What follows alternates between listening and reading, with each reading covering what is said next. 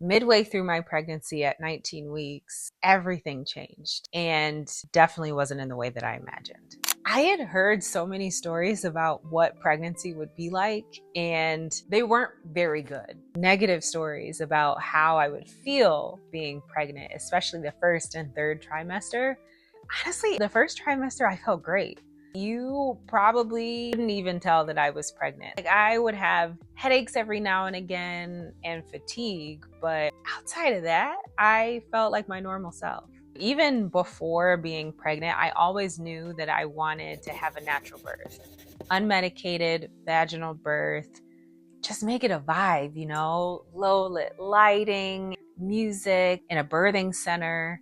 I knew that's what I wanted. I wanted a calming environment, a home-like environment for myself and for my husband to welcome our new baby in the world. Leading up to the halfway point of my pregnancy, I knew that I would have to have an anatomy scan and was excited for it, right? Because at 8 weeks, you have an ultrasound and then you have to wait 10 more to see what your baby looks like. For those of you who don't know what an anatomy scan is, it's an ultrasound. The tech goes in and takes a ton of different pictures and measurements of the baby to see how the baby's growing, to make sure that they're growing at the right pace, and to check for anything else abnormal, just to make sure everything's good. We had our anatomy scan at 19 and a half weeks. Everything looked good. The baby looked good. There were a couple things that they saw that made them want to monitor the baby more frequently. But outside of that, he was growing, which was great to see. Me, on the other hand, the placenta seemed low, is what the tech had mentioned. So she had the OB come in to talk to me about what they were seeing on the photos.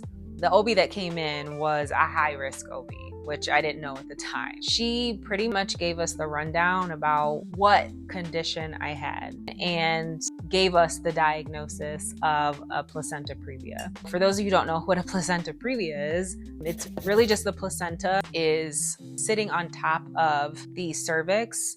There's like different grades of it. You could have, a partial or a complete or just a low lying, but what I had was a complete placenta previa. So the placenta was completely covering the cervix. The cervix is the birth canal. So that's how the baby gets out. So if something's covering that birth canal, there's no way for the baby to get out. She was explaining this to us, and it was very medical. She was explaining it in medical terms, nothing really in layman's. I'm hearing what she's saying, and she's saying if it doesn't move on its own, which it can, we'll monitor it. But if it doesn't move on its own, I'll have to have a C-section.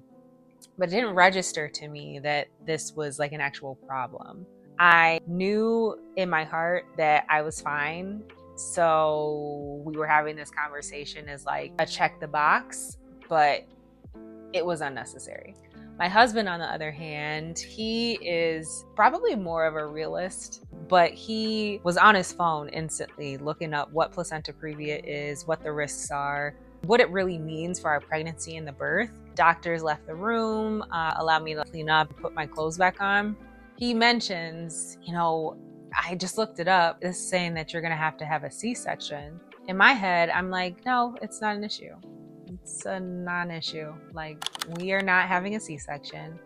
We are having an unmedicated natural birth. All will be fine. This will move on its own. It's a non-issue.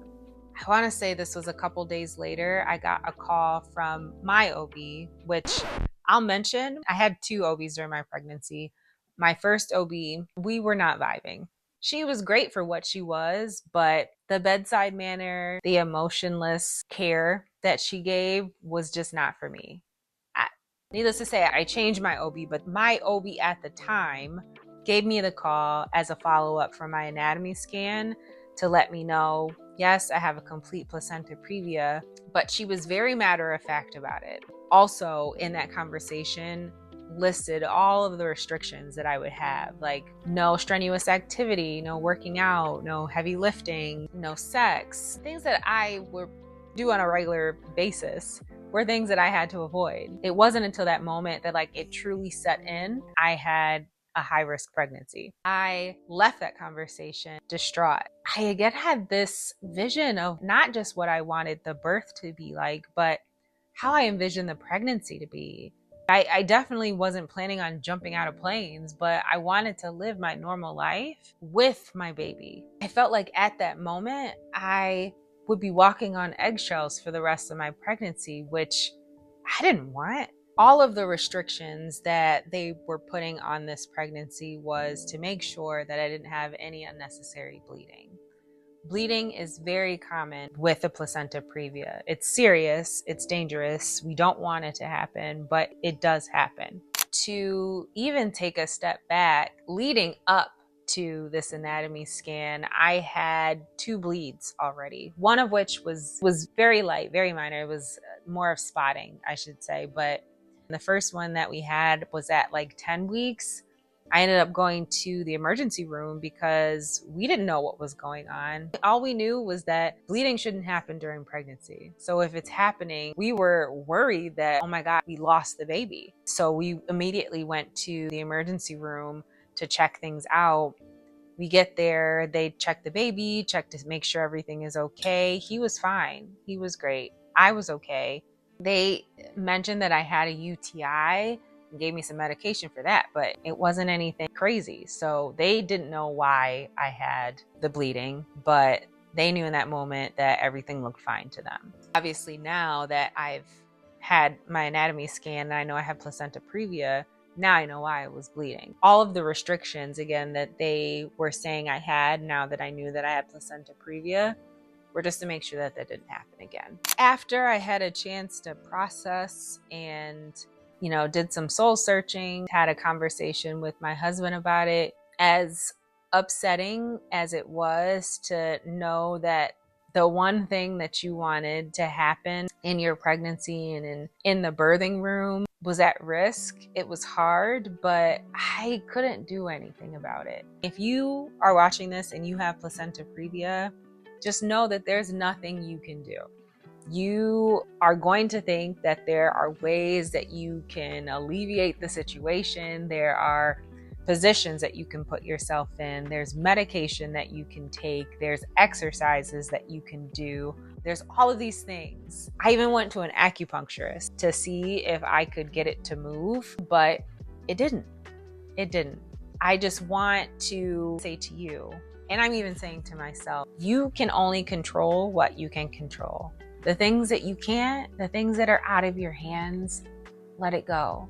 Don't spend energy and time thinking about the things that you cannot do anything about. It's only going to be damaging to your mental health. And for those who are pregnant listening to this, it's going to be damaging to your baby. The stress that you put on yourself, the stress that you continue to swirl in your head about, those things also affect your baby. I know it's hard. I know it's so difficult, easier said than done, but having gone through it in retrospect, I wish I would have put less energy into thinking about what I'm losing and thinking about why I was in the situation that I was in. Rather than thinking about those things, I wish I would have put more energy towards just accepting and enjoying the moment that I was in for what it was. I thought the hardest part was going to be hearing the diagnosis, but the hardest had yet to come. Join me for part 2 to hear what happened next.